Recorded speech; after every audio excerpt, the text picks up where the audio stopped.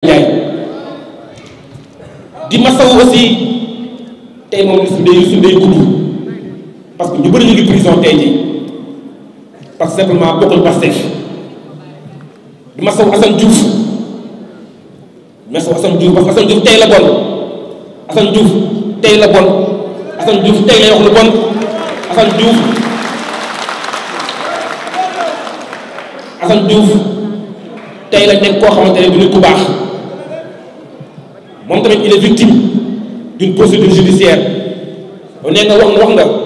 lan moo yóbbu dossier Assane Diouf instruction lu mu fay def lan lañ fay vérifier lan lañ fay xool ay complot lan lañ fay gëstu lu mu war a wax yow wax na ko fallait le juger jarul yóbbu instruction mu fa toog encore 6 mois donc objectif bi c'est de dire à Assane Diouf na noppi moom tamit courage moom tàmm na ko guerrier la xeexkat la donc injustice dafa baaxul te nit ki lu bon xeexal na la benn fan xeexal na la ko da ko war a fàttaliku di masawu le maire de Sémé Abibou Thimbo moom santam Thimbo boobu moo ko dugal kaso parce que yaakaar nañ ne sa famille président Macky Sall la te maire la dans la région de Matam donc dañ koy patamee il a un dossier vide dossier bi moo gën a vide sax dossier fi nekk yëpp ñu tuumal ko rek ci ay caaxaan tëj ko moo tax ñu ngi koy encouragé bu baax a baax di ko encouragé ci combat bi mu nekk di masawu Tahirou Sarr aussi parce que aujourd'hui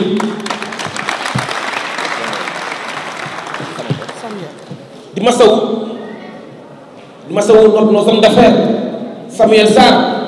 di ko masawu bu baax a baax ñëpp xam nañu place Samuel Sarr ce n'est pas la prison ñëpp xam nañu place Tahirou Sarr ce n'est pas la prison ñëpp xam nañu place Khadim Ba di ko masawu moom tamit bu baax place Khadim Ba ce n'est pas la prison Lat Diop moom ay waxam kenn waxutu ko ñoom ñëpp leur place n'est pas en prison donc Sénégal tey jii man li may wax rek ne mooy bu dellu si honorable député Farba Ngom ñun dañ koo soxla ñun waa Fouta dañ koo soxla Farba Ngom c'est un self-made man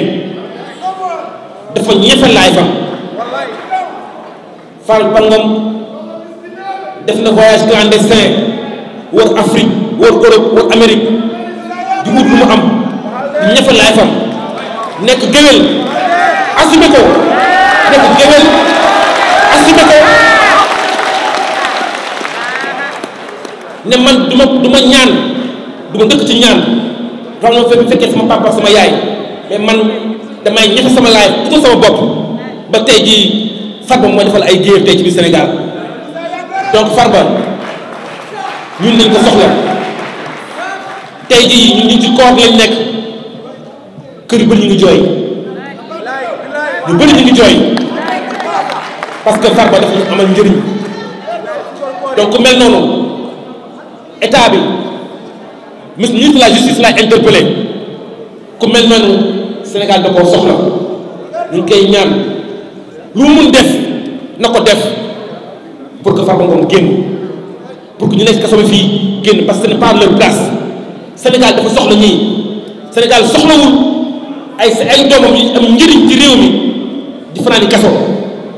te tey wóoram tey bu ñu ne woon tey na 1000 personnes dem remplacer Farba Ngom léegi 1000 personnes dem kaso moom mu génn donc Ousmane Diagne monsieur le ministre de la justice vous êtes un magistrat chevronné fekkee Abdou Diouf fekkee Ablaye Wade fekkee Macky Sall fekkee tey Diomaye Faye je vous demande de prendre vos responsabilités monsieur le ministre jël sa responsabilité en tant que magistrat xool luy dëgg nga doxal ko parce que ñun xam nañ la nga xool luy dëgg nga doxal ko te yaakaar nañ bu ñu paree ci conférence de presse bii di ngeen gën a doxal dëgg ci dossier Farba Ngom bii di remercier ñëpp nag di wax nag ñun à Fouta yëpp nous avons fait un mot d'ordre à partir d'aujourd'hui foo leen dugg ci fu am ay soppe Farba Ngom ngeen fekk ay brassard rouge partout brassard rouge ci région de Matam bi yëpp brassard rouge ci Fouta gi yëpp brassard rouge fu fépp soppe Farba Ngom nekk takkal sa brassard rouge ba mu génn diaspora bi même chose ñëpp nañ takk suñu brassard rouge exiger la libération de honorable député Farba Ngom. sëñ yi nekk Fouta nee nañu nañ ànd ak dal bu ñu yàq bu ñu tëj bu ñu yàq bu ñu tëj mais xam leen ni gars yi seen yaram mi ngi xasan gars yi la jeunesse yaramam mi ngi xasan bu baax a baax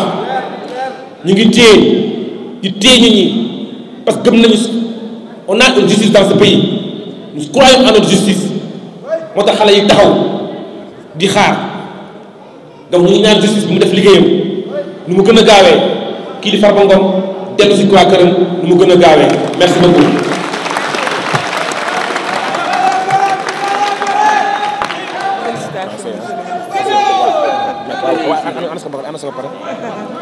Maintenant, on va donner la parole à Maître Zéler, l'avocat de l'honorable député Farba Ngom.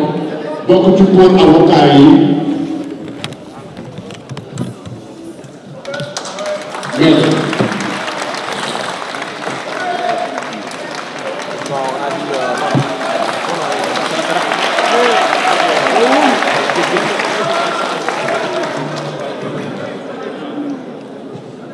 Merci à tous. Merci au parti de m'avoir invité à cette tribune. Je suis honoré de pouvoir participer à cet événement parmi vous. Bien. Cela a été dit, je suis Philippe Zéler, je suis l'un des avocats de Farba Ngom. Et comme vous le savez, à l'encontre de Farba, à l'encontre de mon client, une information judiciaire a été ouverte, il était inculpé, il était placé en détention provisoire. Et de ce simple fait, de par ces éléments, il m'est évidemment interdit, difficile d'évoquer le dossier. Il m'est également difficile de parler de ce qu'il n'y a pas dans le dossier, et pourtant, à ce sujet, il y aurait beaucoup à dire. En revanche, j'ai été visiter Farba à la maison d'arrêt plusieurs fois. On a pu échanger, on a pu discuter. Et je suis en mesure de partager avec vous son état d'esprit, sa position actuelle et peut-être quelques généralités sur ce type de dossier que moi je défends en France, les dossiers politico-judiciaires, et qui peut-être peuvent contribuer à apporter l'information dans ce dossier.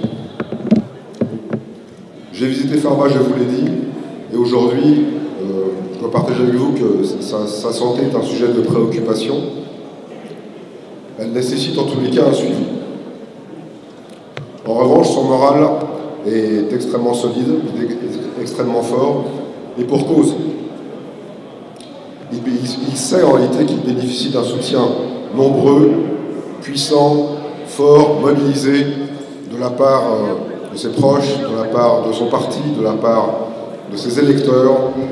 de sa région, de son village. Et il sait également, et c'est peut-être le point le plus important ici en ma qualité d'avocat, il sait également évidemment, il ne doute pas de la justice de son pays.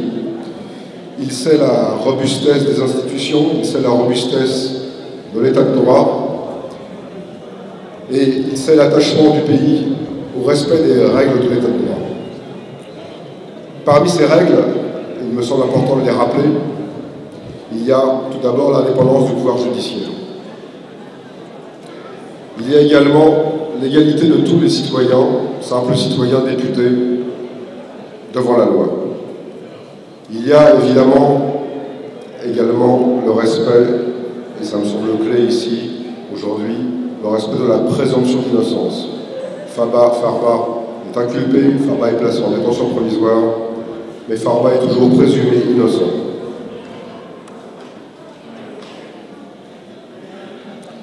Il y a également un principe peut-être un petit peu plus technique, mais que je dois l'aborder avec vous, qui est celui de la légalité des délits et des peines, qui suppose que pour pouvoir poursuivre quelqu'un, et éventuellement le condamner, il faut évidemment que les faits qui lui sont reprochés soient concrétisés dans le code pénal, existent dans le code pénal. Et ce point était extrêmement important dans le dossier de Farba. Enfin, il y a les valeurs démocratiques, et je dois ici rappeler, chacun sait, mais ça me semble important de rappeler que certes son immunité parlementaire a été levée, certes il est poursuivi, certes il est placé sous mandat de dépôt, mais pourtant Farba conserve son mandat de député. De l'ensemble de ces éléments, de l'ensemble de ces principes, il me semble que nous devons tous tirer une exigence pour la suite du dossier et pour la suite de cette procédure. Car en réalité, chacun le sait, chacun le ressent, nous faisons face, Farba fait face à un dossier qui est à la lisière de la justice, de la politique. Et comme vous le savez, on n'utilise pas la justice comme une arme politique. On ne pénalise pas un changement de régime.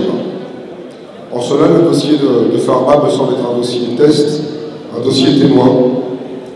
un dossier qui permettra de confronter la robustesse des institutions et la